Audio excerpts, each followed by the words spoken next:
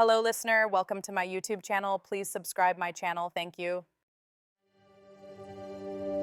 अध्याय 4 टैक्स का इतिहास और कॉरपोरेशंस की शक्ति। मेरे अमीर डैडी ने खेल को चतुराई से खेला था और उन्होंने ये कॉरपोरेशंस के जरिए किया था, जो अमीरों का सबसे बड़ा रहस्य है। मुझे याद है स्कूल में हमें रॉबिन हुड और उसके मैरीमैन गिरोह की कहानी सुनाई गई थी। मेरे शिक्षक के हिसाब से ये एक रोमांटिक हीरो की अद्भुत कहानी थी, जो अमीरों से पैसे छीनकर गरीबों में बांट देता था। दूसरी ओर मेरे अमीर डैडी रॉबिन हुड को हीरो नहीं मानते थे, वे तो रॉबिन हुड को अपराधी मानते थे। रॉबिन हुड को गुजरे हुए जमाना हो चुका है, लेकिन उसके अनुयायी आज भी जिंदा हैं। अक्सर मैं अब भी लोगों को कहते सुनता हूं, इसके लिए अमीर लोग पैसे क्यों नहीं देते, या अमीरों को ज्यादा टैक्स देना चाहिए और गरीबों में बांटना चाहिए। यह अमीरों से छीनकर गरीबों में बांटने की रॉबिन हुड फंतासी गरीबों और मध्यम वर्गीय लोगों के लिए सबसे दुखदाई साबित हुई है। इसी रॉबिन हुड आदर्श की वजह से मध्य वर्ग पर टैक्स का इतना भारी बोझ लदा हुआ है। सच्चाई तो यह है कि अमीरों पर टैक्स लगता ही नहीं है। गरीबों के कल्याण के लिए पैसे तो मध्य वर्ग देता है, खासतौर पर उच्च आय वाला मध्य वर्ग। टैक्स के बारे में पूरी तरह से समझने के लिए हमें इसकी ऐतिहासिक पृष्ठभूमि पर नजर डालने की जरूरत है। हालांकि मेरे उच्च शिक्षित डैडी शिक्षा के इतिहास के विशेषज्ञ थे, लेकिन मेरे अमीर डैडी खुद को टैक्स के इतिहास का विशेषज्ञ मानते थे। अमीर डैडी ने माइक और मुझे बताया कि इंग्लैंड या अमेरिका में पहले कोई टैक्स नहीं लगता था। कभी कभार युद्ध का खर्चा निकालने के लिए अस्थायी टैक्स लगा दिया जाता था। राजा या राष्ट्रपति बस ऐलान कर देता था और हर एक को अपना हिस्सा देने के लिए प्रेरित करता था। ब्रिटेन में 1799 से 1816 तक नेपोलियन के खिलाफ युद्ध में टैक्स लगाया गया था। अमेरिका में 1861 से 1865 तक हुए गृह युद्ध के खर्च को जुटाने के लिए टैक्स लगाया गया था। 1874 में इंग्लैंड ने अपने नागरिकों पर अस्थायी इनकम टैक्स लगा दिया। 1913 में अमेरिकी संविधान के 16वें संशोधन की मंजूरी के साथ ही इनकम टैक्स अमेरिका में भी स्थायी हो गया। एक जमाने में अमेरिकी टैक्स विरोधी थे। चाय पर बहुत ज्यादा टैक्स लगने की वजह से ही बॉस्टन हार्बर की मशहूर टी पार्टी वाली घटना हुई, जिसने क्रांतिकारी युद्ध को चिंगारी दी। नियमित इनकम टैक्स का विचार जनता के गले में उतारने में इंग्लैंड और अमेरिका दोनों को ही लगभग 50 साल का समय लग गया। इन ऐतिहासिक तारीखों से हमें यह पता नहीं चलता कि ये दोनों टैक्स शुरुआत में सिर्फ अमीरों पर लगाए गए थे। अमीर डैडी चाहते थे कि माइक और मैं ये बात कभी न भूलें। उन्होंने समझाया कि टैक्स का विचार इसलिए लोकप्रिय हुआ और बहुसंख्यक लोगों ने सिर्फ उसे इसलिए स्वीकार किया क्योंकि गरीबों और मध्यम वर्गीय लोगों को यह बताया गया कि टैक्स सिर्फ अमीरों को सजा देने के लिए लगाए जा रहे हैं। इसी कारण जनता ने कानून के समर्थन में वोट दिया और यह संवैधानिक रूप से कानून बन गया। हालांकि इसका इरादा अमीरों को सजा देना था, लेकिन अंततः यह उन्हीं लोगों के लिए सजा बन गया जिन्होंने इसके समर्थन में वोट दिया था, गरीब और मध्य वर्ग। एक बार जब सरकार ने पैसे का स्वाद चख लिया तो इसकी भूख बढ़ती गई। अमीर डैडी ने कहा, तुम्हारे डैडी और मैं पूरी तरह से विरोध में हैं। वे सरकारी अफसर हैं और मैं पूंजीपति हूं। हमें विपरीत व्यवहार के कारण पैसे मिलते हैं और हमारी सफलता को तौलने के तराजू भी अलग अलग हैं। उन्हें पैसे खर्च करने और लोगों को नौकरी देने के लिए पैसे मिलते हैं। वे जितना ज्यादा खर्च करते हैं और जितने ज्यादा लोगों को नौकरी देते हैं, उनका संगठन उतना ही ज्यादा बड़ा बनता है। सरकार में बड़े संगठन को सम्मान दिया जाता है। दूसरी ओर अपनी कंपनी में मैं जितने कम लोगों को नियुक्त करता हूं और जितने कम पैसे खर्च करता हूं, मेरे निवेशक मेरा उतना ही ज्यादा सम्मान करते हैं। इसीलिए मैं सरकारी लोगों को पसंद नहीं करता। प्रायः उनके लक्ष्य कारोबारी लोगों से भिन्न होते हैं। जब सरकार में कर्मचारियों की संख्या बढ़ती है तो उन्हें तनख्वाह देने के लिए पहले से ज्यादा टैक्स डॉलर्स की जरूरत होती है। मेरे शिक्षित डैडी सचमुच मानते थे कि सरकार को लोगों की मदद करनी चाहिए। उन्हें जॉन एफ कैनेडी बहुत पसंद थे, खासतौर पर पीस कॉर्प का विचार। वे इस विचार को इतना ज्यादा पसंद करते थे कि वे और मेरी मां दोनों ही पीस कॉर्प के लिए काम करते थे तथा मलेशिया, थाईलैंड और फिलीपींस जाने वाले स्वयं सेवकों को प्रशिक्षित करते थे। वे हमेशा अतिरिक्त अनुदानों और बजट बढ़वाने की कोशिश करते थे ताकि वे अधिक लोगों को नियुक्त कर सकें। शिक्षा विभाग की नौकरी में भी और पीस कॉर्प में भी। जब मैं 10 साल का था तभी से अमीर डैडी मुझसे कहते आ रहे थे कि सरकारी कर्मचारी आलसी चोरों का गिरोह है। लगभग तभी से गरीब डैडी मुझसे कहते आ रहे थे कि अमीर लोग लालची और बदमाश होते हैं जिन्हें सरकार को ज्यादा टैक्स देना चाहिए। दोनों ही विचारों के पक्ष में उपयुक्त तर्क दिए जा सकते थे। मेरे लिए यह बहुत मुश्किल था कि शहर के बहुत बड़े पूंजीपति के लिए काम करने के बाद एक ऐसे पिता के पास लौटूं जो एक शीर्ष सरकारी अफसर थे। यह तय करना आसान नहीं था कि किस डैडी की बात पर यकीन किया जाए। लेकिन जब आप टैक्स के इतिहास का अध्ययन करते हैं तो एक दिलचस्प पहलू सामने आता है। जैसा मैंने कहा था कि टैक्स सिर्फ इसलिए लागू हो पाए क्योंकि जनता अर्थशास्त्र के रॉबिनहुड सिद्धांत में यकीन करती थी। अमीरों से छीनो और बाकी सब में बांट दो। समस्या यह थी कि सरकार की पैसे की भूख इतनी बढ़ गई कि जल्द ही मध्य वर्ग पर भी टैक्स लगने की नौबत आ गई और वहां से ये नीचे खिसकने लगे। दूसरी तरफ अमीरों ने इसे एक अवसर के रूप में देखा, क्योंकि वे उन्हीं नियमों के हिसाब से नहीं खेलते हैं जिनसे जनता खेलती है।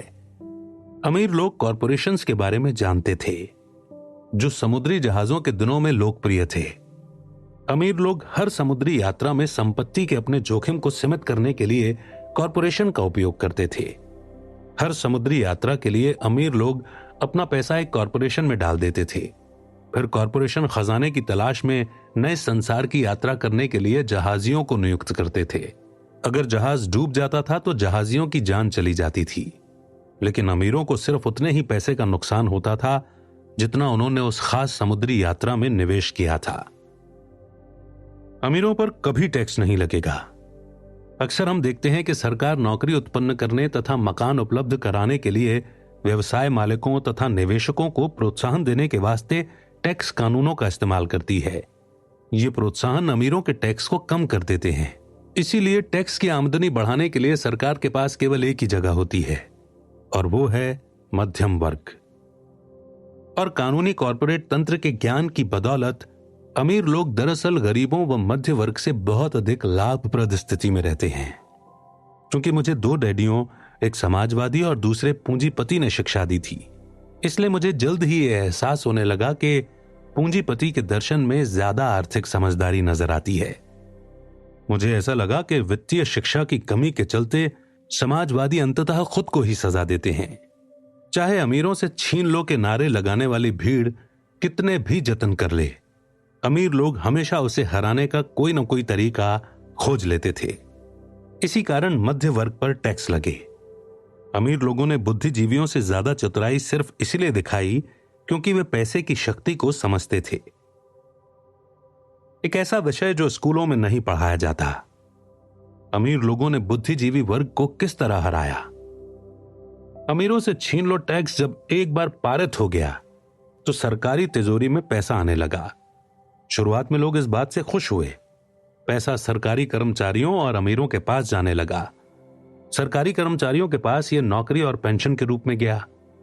अमीरों के पास यह उनकी फैक्ट्रियों के जरिए मिले सरकारी अनुबंधों से आया। सरकार के पास ढेर सारे पैसे थे, लेकिन समस्या उसके वित्तीय प्रबंधन की थी। हर सरकारी विभाग का लक्ष्य होता है कि जो पैसा उसे आवंटित किया गया है वो बचना नहीं चाहिए, बल्कि पूरा खर्च होना चाहिए। यदि आप अपनी आवंटित राशि खर्च नहीं कर पाते हैं तो अगले बजट में इसके कम होने का जोखिम रहता है। ऐसा होने पर आपको निश्चित रूप से कार्यकुशल नहीं माना जाएगा। दूसरी ओर पैसे बचाने के लिए कारोबारी लोगों को पुरस्कृत किया जाता है और उनकी कार्यकुशलता की प्रशंसा की जाती है। जब बढ़ते सरकारी खर्च का यह चक्र जारी रहा तो पैसे की मांग बढ़ गई और अमीरों पर टैक्स लगाव के विचार को थोड़ा बदला गया और इसमें कम अमीर लोगों को शामिल कर लिया गया। एक वक्त ऐसा आया जब इसमें वही लोग शामिल हो गए जिन्होंने इसके समर्थन में वोट दिया था, यानी गरीब और मध्यम वर्ग। सच्चे पूंजीपतियों ने इससे बचने का तरीका खोजने के लिए अपने वित्तीय ज्ञान का उपयोग किया। वे कॉरपोरेशन की शरण में गए। जिन लोगों ने कभी कोई कॉरपोरेशन नहीं बनाया, उन्हें यह पता ही नहीं होता कि दरअसल कॉरपोरेशन जैसी कोई चीज नहीं होती। कॉरपोरेशन सिर्फ एक फाइल फोल्डर है जिसमें कुछ कानूनी दस्तावेज रहते हैं जो किसी वकील के ऑफिस में रखा रहता है और राज्य सरकार की किसी ऐसी एजेंसी में पंजीकृत होता है। यह कोई बड़ी इमारत, फैक्ट्री या लोगों का समूह नहीं होता।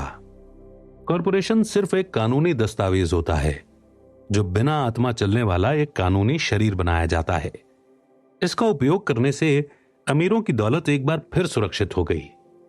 कॉरपोरेशन इसलिए लोकप्रिय हुआ क्योंकि कॉरपोरेशन की इनकम टैक्स दर व्यक्तिगत इनकम टैक्स दरों से कम होती है। इसके अलावा कॉरपोरेशन टैक्स को चुकाने से पहले कुछ खर्चे करने की अनुमति होती है। अमीरों और गरीबों के बीच की यह लड़ाई सदियों से चली आ रही है। जब भी और जहां भी कानून बनाए जाते हैं, यह युद्ध लड़ा जाता है और यह अनंत काल तक चलेगा। समस्या यह है कि इनमें जो लोग हारते हैं वे अज्ञानी होते हैं। वे जो हर दिन सुबह उठते हैं, नौकरी में मेहनत करने चले जाते हैं और टैक्स चुकाते हैं।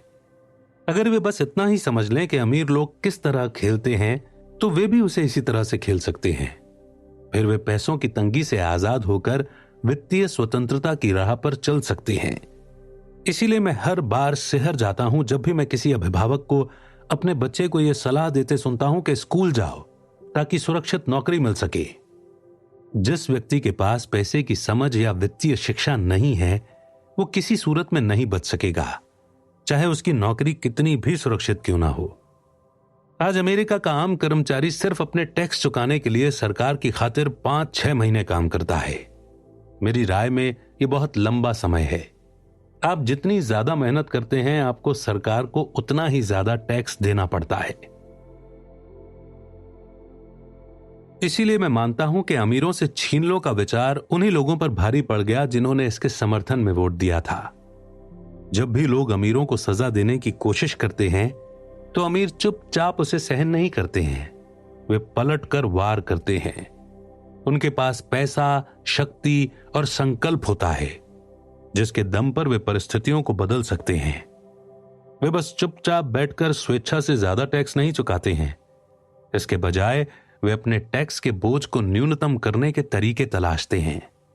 इसके लिए वे चतुर वकीलों और अकाउंटेंट्स को नियुक्त करते हैं। इसके लिए वे राजनेताओं को राजी करते हैं कि वे या तो कानून बदलें या फिर कानूनी छिद्र छोड़ें। परिस्थितियां बदलने के लिए वे अपने संसाधनों का उपयोग करते हैं। अमेरिका के टैक्स कानून में टैक्स बचाने के कई रास्ते हैं। इनमें से ज्यादातर रास्ते हर व्यक्ति के लिए खुले हैं, लेकिन इन्हें खोजते सिर्फ अमीर लोग ही हैं, क्योंकि वे अपने खुद के काम पर ध्यान केंद्रित कर रहे हैं। मिसाल के तौर पर 1031 का मतलब है इंटरनल रेवेन्यू कोड का अनुच्छेद 1031। इसमें बेचने वाले को किसी मकान या जमीन से बेचने हुए मुनाफे पर टैक्स नहीं देना पड़ता, अगर वो उससे महंगा मकान या जमीन खरीद ले। रियल एस्टेट एक ऐसा पूंजी निवेश है जो टैक्स के क्षेत्र में बहुत लाभकारी है। जब तक आप पुरानी रियल एस्टेट बेचकर ज्यादा महंगी रियल एस्टेट खरीदते रहेंगे, तब तक आपको मुनाफे पर टैक्स नहीं देना पड़ता। जो लोग कानून के तहत दी जाने वाली इन टैक्स बचतों का लाभ नहीं लेते हैं, वे अपनी संपत्ति वाले कॉलम को बनाने का बहुत बड़ा मौका गंवा रहे हैं। गरीब और मध्यम वर्गीय लोगों के पास उतने संसाधन नहीं होते हैं। वे हाथ पर हाथ धरे बैठे रहते हैं और अपनी बाह में सरकारी सुइयों को लगने देते हैं तथा रक्तदान चलने देते हैं। आज मैं ज्यादा टैक्स चुकाने वाले या कम छूट लेने वाले लोगों की संख्या देखकर लगातार सदमे में रहता हूं, जिसका कारण सिर्फ यह है कि वे सरकार से डरते हैं। मेरे कुछ मित्र हैं जिनका कारोबार किसी सरकारी गलती की वजह से बंद और तबाह हो गया। मुझे इस बात का एहसास है, लेकिन इस डर से बचने के लिए अगर आप जनवरी से मई तक काम करने की कीमत चुकाते हैं, तो मेरे हिसाब से यह काफी ज्यादा कीमत है। मेरे गरीब डैडी ने कभी पलटकर लड़ाई नहीं की, मेरे अमीर डैडी ने भी नहीं की। उन्होंने तो बस खेल को ज्यादा चतुराई से खेला, और उन्होंने यह कॉरपोरेशंस के जरिए किया, जो अमीरों का सबसे बड़ा रहस्य है। टैक्स अधिकारी आपसे उतना ज्यादा ले जाएगा जितना आप उसे लेने देंगे। टैक्स प्रणाली अंततः इस तरह निष्पक्ष है कि ये एक ही स्थिति में रहने वाले लोगों के लिए एक जैसी होती है। यदि आप निवेश करने के इच्छुक हैं, तो टैक्स कानून आपके पक्ष में काम करेंगे। अगर आप बस पैसे खर्च करना और दायित्व खरीदना चाहते हैं, तो टैक्स कानून आपको कोई छूट नहीं देगा। संभवतः आप अधिकतम संभव टैक्स चुकाएंगे। आपको वो पहला सबक याद होगा जो मैंने अमीर डैडी से सीखा था। उस वक्त मैं 9 साल का था और उनके बुलावे का इंतजार कर रहा था। मैं उनके ऑफिस में बैठा रहा और उनके बुलाने का इंतजार करता रहा। वे जानबूझकर मुझे नजरअंदाज कर रहे थे। वे चाहते थे कि मैं उनकी शक्ति पहचान लूं। वे चाहते थे कि मेरे मन में भी किसी दिन उतना ही शक्तिशाली बनने की इच्छा जागे। जितने वर्ष मैंने उनसे सीखा और अध्ययन किया, वे मुझे हमेशा याद दिलाते रहे कि ज्ञान ही शक्ति है। पैसे के साथ जो भारी शक्ति आती है, उसे बनाए रखने और कई गुना करने के लिए सही ज्ञान की जरूरत होती है। इस ज्ञान के बिना संसार आपको इधर से उधर धक्के मारता रहता है। अमीर डैडी माइक और मुझे लगातार याद दिलाते थे कि सबसे ज्यादा डरावना आदमी बॉस या सुपरवाइजर नहीं, बल्कि टैक्स विभाग होता है। यदि आप प्रतिरोध नहीं करेंगे तो टैक्स विभाग आपसे हमेशा ज्यादा से ज्यादा टैक्स वसूल करेगा। पैसे के लिए काम करने के बजाय पैसे से अपने लिए काम कराने का पहला सबक शक्ति के बारे में है। अगर आप पैसे के लिए काम करते हैं तो आप शक्ति अपने नियोक्ता के हवाले कर देते हैं। अगर पैसा आपके लिए काम करता है तो आप शक्ति अपने पास रखते हैं और उसे नियंत्रित करते हैं। एक बार जब हमें यह ज्ञान मिल गया कि पैसे के हमारे लिए काम करने में कितनी शक्ति है, तो इसके बाद वे चाहते थे कि हम वित्तीय दृष्टि से चतुर बने और किसी चीज या व्यक्ति को खुद को धक्के मारने की अनुमति न दें। अगर आप अज्ञानी हैं तो आपको आसानी से डराया जा सकता है। अगर आपको ज्ञान है कि आप किस बारे में बात कर रहे हैं, तो आपके पास लड़ने का अवसर है। इसीलिए वे चतुर टैक्स अकाउंटेंट्स और वकीलों को इतने पैसे देते थे। सरकार को टैक्स देने के बजाय इन लोगों को पैसे देना सस्ता पड़ता था। उनका मुझे सिखाया सबसे अच्छा सबक यह था, चतुर बनो ताकि कोई तुम्हें इधर उधर धक्के ना मार सके। वे कानून जानते थे क्योंकि वे कानून का पालन करने वाले नागरिक थे, और इसीलिए भी क्योंकि कानून की जानकारी न होना महंगा साबित हो सकता था। अगर आप जानते हैं कि आप सही हैं, तो आप पलटकर लड़ने से नहीं घबराते हैं, भले ही आप रॉबिन हुड और उसके मेरी मैन गिरोह से लड़ रहे हों। मेरे उच्च शिक्षित डैडी मुझे हमेशा प्रोत्साहित करते थे कि मैं किसी बड़े कॉरपोरेशन में कोई अच्छी नौकरी खोजूं। वे कंपनी की सीढ़ी पर चढ़ने के लाभ गिनाते थे। वे ये नहीं समझते थे कि कंपनी के कर्मचारी की तनख्वाह पर पूरी तरह निर्भर रहकर मैं एक आज्ञाकारी गाय बन जाऊंगा जिसका जो चाहे दूध निकाल सकता है। जब मैंने अमीर डैडी को अपने डैडी की सलाह बताई तो वे बस हंस दिए। उन्होंने इतना ही कहा कि क्यों ना सीढ़ी के मालिक बन जाओ। बचपन में मुझे यह समझ नहीं आया था कि खुद के कॉरपोरेशन का मालिक बनने से अमीर डैडी का क्या मतलब था। यह एक ऐसा विचार था जो असंभव और भयावह लग रहा था। हालांकि मैं इस विचार से रोमांचित था, लेकिन मेरी अनुभवहीनता मुझे यह कल्पना नहीं करने दे रही थी कि किसी दिन वयस्क लोग मेरी बनाई हुई कंपनी में काम करेंगे। मुद्दे की बात यह है कि अगर मेरे अमीर डैडी नहीं होते तो शायद मैं अपने शिक्षित डैडी की सलाह पर ही चलता। अमीर डैडी के बार बार याद दिलाने के कारण ही मेरे अपने कॉरपोरेशन का विचार जीवित रहा और मुझे एक अलग राह पर चलाता रहा। 15-16 साल की उम्र में ही मैंने जान लिया था कि मैं उस रास्ते पर नहीं जाऊंगा जिसकी सलाह मेरे शिक्षित डैडी देते थे। मैं नहीं जानता था कि यह मैं कैसे करूंगा, लेकिन मैंने ठान लिया था कि मैं उसी दिशा में आगे नहीं बढ़ूंगा जिसमें मेरे अधिकतर सहपाठी जा रहे थे। इस फैसले ने मेरी जिंदगी बदल दी। आज जब प्रौद्योगिकी हमारे काम और व्यवसाय करने के तरीके को बदल रही है, तो मैं ज्यादा से ज्यादा लोगों से बात करता हूं जो खुद से पूछते हैं कि मैं सीढ़ी का मालिक कैसे बन सकता हूं। पूंजीवाद फल फूल रहा है और मुक्त बाजार तंत्र का अर्थ है कि जो उद्यमी बेहतर भाव पर बेहतर प्रोडक्ट प्रदान कर सकता है, उसके सफल होने की अच्छी संभावना है। जब मेरी उम्र 25 के आसपास की हुई, तब मुझे अमीर डैडी की सलाह में ज्यादा समझदारी नजर आने लगी। उस वक्त मैं मरीन कॉर्प से बाहर निकलकर जेरोक्स में काम कर रहा था। मुझे बहुत पैसे मिल रहे थे, लेकिन जब भी मैं अपने वेतन को देखता था मुझे हमेशा निराशा होती थी। कटौतियां बहुत ज्यादा होती थीं और मैं जितनी ज्यादा मेहनत करता था वे उतनी ही बढ़ती जाती थीं। जब मैं ज्यादा सफल हुआ तो मेरे बॉस मेरे प्रमोशन और तनख्वाह बढ़ाने की बात करने लगे। ये सुनकर अच्छा लगा, लेकिन मैं अपने कानों में अमीर डैडी की ये आवाज भी सुन सकता था। तुम किसके लिए काम कर रहे हो? तुम किसे अमीर बना रहे हो? 1974 में जब मैं जेरोक्स का कर्मचारी था, तभी मैंने अपना पहला कॉरपोरेशन बनाया था और अपने खुद के काम पर ध्यान केंद्रित करना शुरू किया। मेरे संपत्ति वाले कॉलम में पहले से ही कुछ संपत्तियां थीं, लेकिन अब मैंने संकल्प ले लिया था कि इस कॉलम को ज्यादा बड़ा बनाने पर ध्यान केंद्रित करूंगा।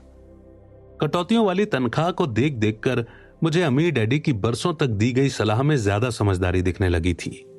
अब मैं देख सकता था कि अगर मैं अपने शिक्षित डैडी की सलाह पर चला तो मेरा भविष्य क्या और कैसा होगा। कई नियोक्ता महसूस करते हैं कि अगर उनके कर्मचारी उनके खुद के काम पर ध्यान केंद्रित करें तो यह उनके कारोबार के लिए बुरा होगा, लेकिन मेरे मामले में इसका उल्टा हुआ। अपने खुद के काम पर ध्यान केंद्रित करने और संपत्तियां बनाने पर ध्यान एकाग्र करने से मैं बेहतर कर्मचारी बन गया, क्योंकि अब मेरे पास एक लक्ष्य था। मैं सुबह जल्दी आता था और मेहनत से काम करता था, ज्यादा से ज्यादा पैसे कमाता था ताकि उसे रियल एस्टेट में निवेश कर सकूं। हवाई में उस वक्त भाव तेजी से बढ़ रहे थे और भारी दौलत कमाने की संभावनाएं मौजूद थीं। मुझे जितना ज्यादा एहसास हुआ कि हम भारी आर्थिक तरक्की की शुरुआती अवस्था में हैं, मैंने उतनी ही ज्यादा जेरोक्स मशीनें बेची। मैंने जितनी ज्यादा मशीनें बेची, मैंने उतने ही अधिक पैसे कमाए और जाहिर है मेरे वेतन से उतनी ही ज्यादा कटौतियां हुई थी। ये प्रेरक था। कर्मचारी होने के जाल से बाहर निकलने के लिए मैं इतनी बुरी तरह बेताब था कि मैंने और ज्यादा मेहनत की ताकि मैं और अधिक निवेश कर सकूं। 1978 तक मैं लगातार कंपनी के 5 शीर्षस्थ सेल्स पीपल में से एक बन गया था। मैं चूहा दौड़ से बाहर निकलने के लिए बुरी तरह बेताब था। 3 साल से भी कम के समय में हाल यह हो गया कि मुझे जेरोक्स में जितनी कमाई हो रही थी उससे ज्यादा अपने रियल एस्टेट होल्डिंग कॉर्पोरेशन से हो रही थी। अपने कॉर्पोरेशन में अपनी संपत्ति वाले कॉलम में मैं जो पैसा बना रहा था वो मेरे लिए काम कर रहा था। उसके लिए मुझे दरवाजे खटखटाकर फोटोकॉपियर बेचने की जरूरत नहीं थी। अमीर डैडी की सलाह में मुझे ज्यादा समझदारी दिखने लगी। जल्दी मेरी जायदादों से मिलने वाला कैश फ्लो इतना ज्यादा हो गया कि मेरी कंपनी ने मेरे लिए पहली पॉर्श कार खरीद ली। जेरोक्स के बाकी सेल्स पीपल्स को लगा कि मैं अपने कमीशन खर्च कर रहा हूं, मगर मैं ऐसा कुछ भी नहीं कर रहा था। मैं तो अपने कमीशनों का निवेश संपत्तियों वाले कॉलम में कर रहा था। मेरा पैसा और ज्यादा पैसा कमाने के लिए कड़ी मेहनत कर रहा था। मेरी संपत्ति वाले कॉलम का हर डॉलर एक बढ़िया कर्मचारी था और उसने अपने बॉस को एक नई पॉर्श कार खरीद कर दे दी, वो भी टैक्स चुकाने के पहले के डॉलरों से। मैं जेरोक्स के लिए ज्यादा कड़ी मेहनत करने लगा। योजना काम कर रही थी और मेरी पॉर्श कार इसका सबूत थी। अपने अमीर डैडी से जो मैंने सबक सीखे उनका इस्तेमाल करके मैं कम उम्र में ही चूहा दौड़ से बाहर निकलने में सफल हुआ। यह उस बेहतरीन वित्तीय ज्ञान के कारण ही संभव हुआ जो मैंने अमीर डैडी के सबकों से हासिल किया था।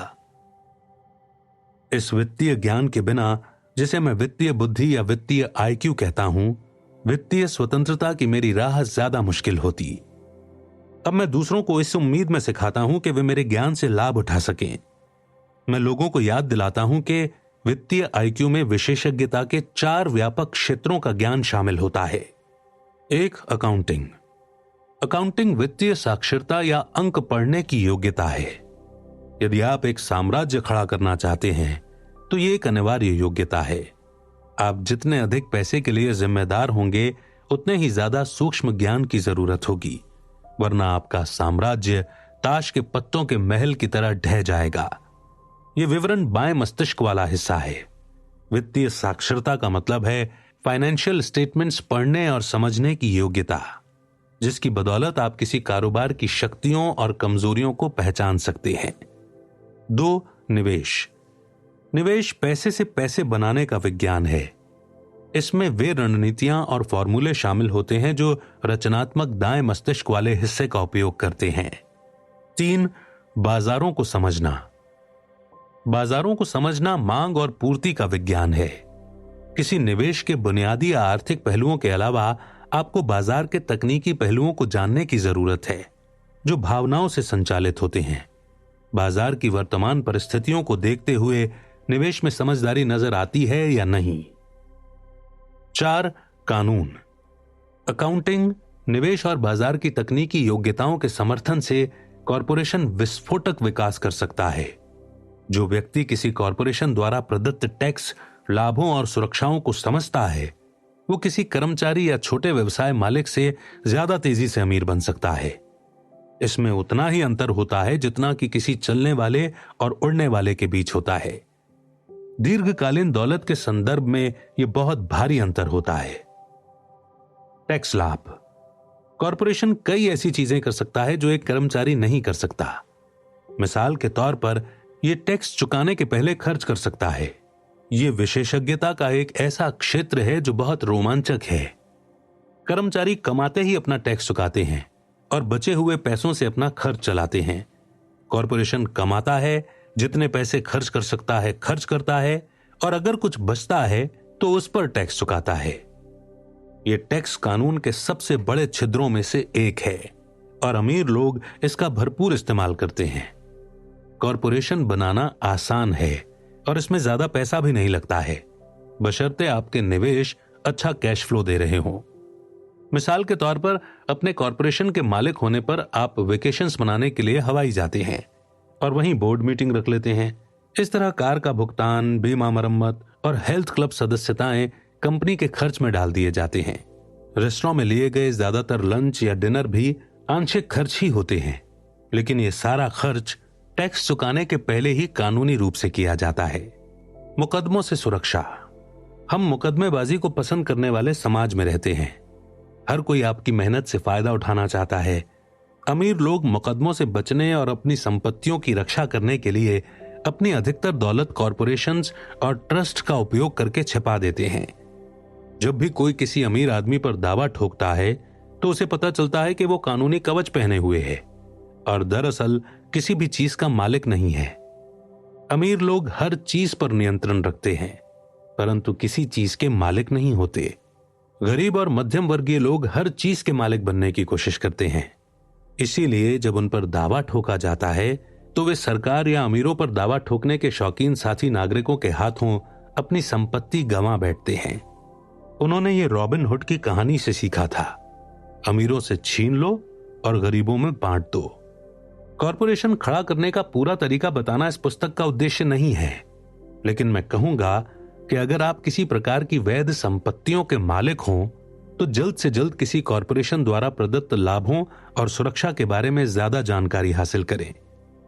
इस विषय पर कई पुस्तकें लिखी गई हैं जो विस्तार से इसके फायदे बताएंगी और कॉरपोरेशन गठित करने के लिए आवश्यक पायदानों की जानकारी भी देंगी। गैरेट सटन की पुस्तकें व्यक्तिगत कॉरपोरेशंस की शक्ति का बखूबी वर्णन करती हैं।